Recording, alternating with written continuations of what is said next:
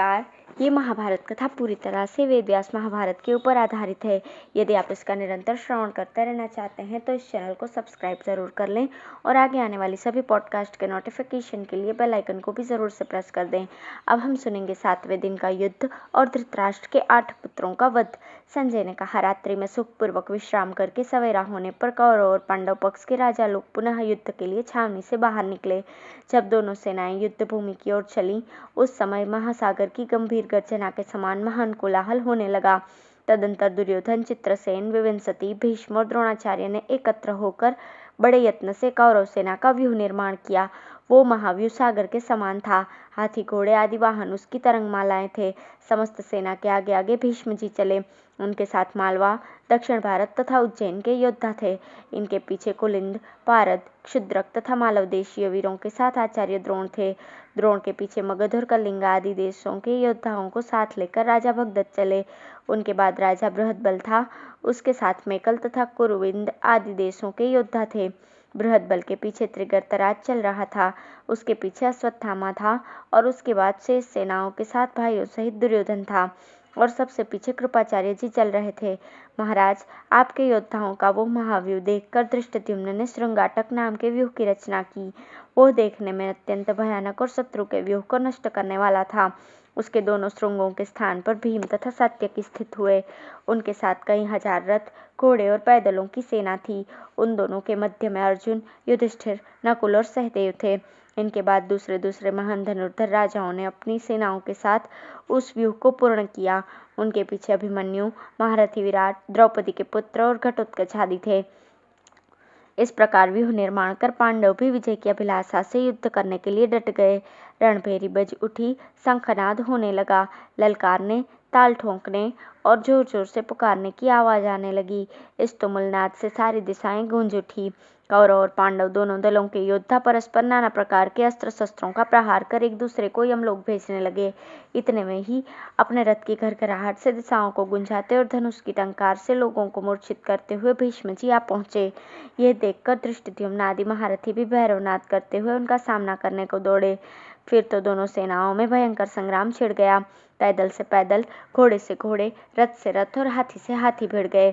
जैसे तपते हुए सूर्य की ओर देखना मुश्किल होता है, इसी प्रकार जब उस समर में भीष्म जी क्रुद्ध होकर अपना प्रताप प्रकट करने लगे तो पांडवों का उनकी ओर देखना कठिन हो गया।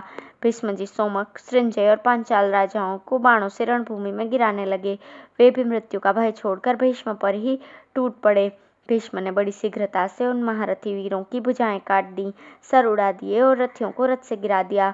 घोड़ों पर से घुड़सवारों के मस्तक कट कट कर गिरने लगे। पर्वत के समान ऊंचे ऊंचे गजराज रणभूमि में मरकर पड़े दिखाई देने लगे। उस समय महाबली भीम के सिवा पांडव पक्ष का कोई भी वीर भीष्म के सामने नहीं ठहर सका। केवल भीम ही उन पर लगातार प्रहार कर रहे थे। भीष्म और भीमसेन में युद्ध होते समय संपूर्ण सेनाओं में भयंकर कोलाहल मच गया। पांडव भी प्रसन्नतापूर्वक सिंहनाद करने लगे। जिस समय वो नरसंहार मचा हुआ था, दुर्योधन अपने भाइयों के साथ भीष्म जी की रक्षा के लिए आ पहुंचा। इतने में महारथी भीम ने भीष्म जी के सारथी को मार दिया। सारथी के गिरते ही घोड़े रथ लेकर भाग गए। भीम रणभूमि में सब और विचरने लगे। उन्होंने एक तीक्ष्ण बाण से आपके पुत्र सुनाप का सर काट दिया। इस पर उसके भाइयों में से 7 जो वहां उपस्थित थे अमर्ष में भर गए और भीम के ऊपर टूट पड़े। महोदर ने 9, आदित्य केतु ने 70, बल्लासी ने 5, कुंडधार ने 90, विशालाक्ष ने 5, पंडितक ने 3 और अपराजित ने अनेकों बाण मारकर महाबली भीम को घायल कर दिया। शत्रुओं की ये चोट भीम सहन नहीं कर सके। उन्होंने बाएं हाथ से धनुष को दबाकर एक तीखे बाण से अपराजित का सुंदर मस्तक काट दिया। दूसरे बाण से कुंडधार को यमलोक भेज दिया। एक बाण से पंडितक के ऊपर छोड़ा जो उसके प्राण लेकर पृथ्वी में समा गया। फिर 3 बाणों से विशालाक्ष का मस्तक काट गिराया। एक बाण महोदर की छाती में मारा, छाती फट गई और वो प्राण शून्य होकर जमीन पर गिर पड़ा।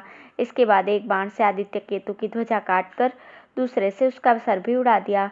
फिर क्रोध में भरे हुए भीम ने बहुआसी का यमलोक का अतिथि बना दिया। तदंतर आपके अन्य पुत्र रणभूमि से भाग चले। उनके मन में यह भय समा गया कि भीम ने जो सभा में कौरवों को मारने की प्रतिज्ञा की थी उसे आज ही पूर्ण कर देगा। भाइयों के मरने से दुर्योधन को बड़ा क्लेश हुआ। उसने अपने सैनिकों को आज्ञा दी कि सब लोग मिलकर इस भीम को मार दो। इस प्रकार अपने बंधुओं की मृत्यु देखकर आपके पुत्रों को विदुर जी की कही बात याद आ गई। वे मन ही मन सोचने लगे, विदुर जी बड़े बुद्धिमान और दिव्यदर्शी हैं। उन्होंने हमारे हित की दृष्टि से जो कुछ कहा था वो इस समय सत्य हो रहा है। इसके बाद दुर्योधन पितामह भीष्म के पास आया और बड़े दुख के साथ फूट फूट कर रोने लगा। बोला, मेरे भाई बड़ी तत्परता के साथ लड़ रहे थे, उन्हें भीम ने मार डाला तथा दूसरे योद्धाओं का भी वो संहार कर रहा है। आप तो मध्यस्थ बने बैठे हैं और हम लोगों की बराबर उपेक्षा करते जा रहे हैं। देखिए मेरा प्रारब्ध कितना खोटा है। सचमुच में बड़े बुरे रास्ते पर आ गया। यद्यपि दुर्योधन की बातें कठोर थीं, तो भी उन्हें सुनकर भीष्म जी की आंखों में आंसू भर आए। वे कहने लगे, बेटा, मैंने आचार्य द्रोण ने, विदुर ने तथा तुम्हारी माता यशस्विनी गांधारी ने भी ये परिणाम सुझाया था, किंतु उस समय तुम नहीं समझे। मैंने यह भी कहा था कि मुझे और आचार्य द्रोण को युद्ध में न लगाना, पर तुमने ध्यान नहीं दिया। अब मैं तुमसे ये सच्ची बात कह रहा हूँ, धृतराष्ट्र के पुत्रों में से जिस जिसको भीम ने अपने सम्मुख देखेगा वो अवश्य मार देगा। इस संग्राम का चरम फल स्वर्ग की प्राप्ति ही मानकर स्थिर भाव से युद्ध करो। पांडवों को तो इंद्र आदि देवता और असुर भी नहीं जीत सकते। धृतराष्ट्र ने पूछा, संजय, अकेले भीम ने मेरे बहुत से पुत्रों को मार डाला, ये देखकर भीष्म, द्रोणाचार्य और कृपाचार्य ने क्या किया? तात, मैंने, भीष्म ने तथा विदुर ने भी दुर्योधन को बहुत मना किया। गांधारी ने भी बहुत समझाया, मगर उस मूर्ख ने मोहवश एक न मानी। उसी का फल आज भोगना पड़ रहा है। संजय ने कहा, महाराज, आपने भी उस समय विदुर जी की बात नहीं मानी थी। हितैषियों ने बारंबार कहा, अपने पुत्रों को जुआ खेलने से रोकिए, पांडवों से द्रोह न कीजिए, किंतु आप कुछ भी सुनना नहीं चाहते थे। जैसे मरने वाले मनुष्य को दवा लेना बुरा लगता है, वैसे ही आपको वे बातें अच्छी नहीं लगी। यही कारण है कि आज कौरवों का विनाश हो रहा है। अच्छा, आप सावधान होकर युद्ध का समाचार सुनिए। उस दिन दोपहर के समय भयंकर संग्राम छिड़ गया। बड़ा भारी जनसंहार हुआ। धर्मराज युधिष्ठिर की आज्ञा से उनकी सारी सेना क्रोध में भरकर भीष्म के ऊपर चढ़ाई। धृष्टद्युम्न, शिखंडी, सात्यकी, समस्त सोमक योद्धाओं के साथ राजा द्रुपद और विराट, केकई राजकुमार, धृष्टकेतु और कुंती भोज ने एक साथ भीष्म पर ही चढ़ाई कर दी। अर्जुन, द्रौपदी के 5 पुत्र तथा चेकितानीय दुर्योधन के भेजे हुए राजाओं का सामना करने लगे तथा अभिमन्यु, घटोत्कच और भीम ने कौरवों पर धावा किया। इस प्रकार 3 भागों में विभक्त होकर पांडव लोग कौरव सेना का संहार करने लगे। इसी प्रकार कौरवों ने भी अपने शत्रुओं का विनाश आरंभ किया। द्रोणाचार्य ने क्रुद्ध होकर सौम्यक और सृंजयों पर आक्रमण किया और उन्हें यमलोक भेजने लगे। उस समय सृंजयों में हाहाकार मच गया। दूसरी ओर महाबली भीम ने कौरवों का संहार आरंभ किया। दोनों ओर के सैनिक एक दूसरे को मारने और मरने लगे। खून की नदी बह चली। वह घोर संग्राम यमलोक की वृद्धि कर रहा था। भीम हाथी सवारों की सेना में पहुंचकर उन्हें मृत्यु की भेंट कर रहे थे।